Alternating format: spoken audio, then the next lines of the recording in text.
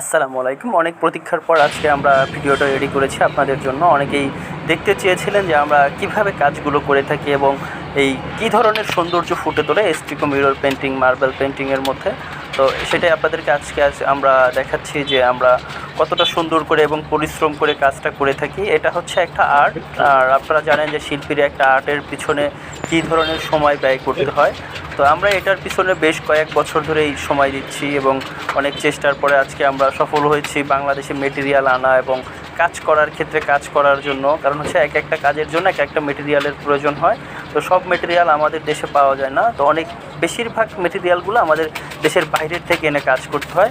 আমরা প্রথমে হচ্ছে টেক্সচারটা রেডি করি যে এটা কী ধরনের একটা টেক্সচারের মধ্যে আসবে। আপনারা যদি মসজিদ বা কোনো প্রতিষ্ঠান দেখে থাকেন তাহলে সেখানে দেখবেন যে ব্রাউন এবং হোয়াইটের মধ্যে একটা প্রোডাক্টের বা মার্বেলের টেক্সচার দেখা যায়, যে মার্বেলটা আসলে কীরকম হয়, কতটা সুন্দর হয়। তো সেইটাই আজকে আমরা আপনাদের মাঝে তুলে ধরেছি যে মার্বেলটা কীভাবে আমরা হাতে তৈরি করি এবং এটা দেখতে কেমন হয়। তো সেটা নিয়ে আজকের ভিডিওটা আমরা করেছি আপনাদেরকে দেখানোর জন্য যে আমরা কাজটি কীভাবে করি।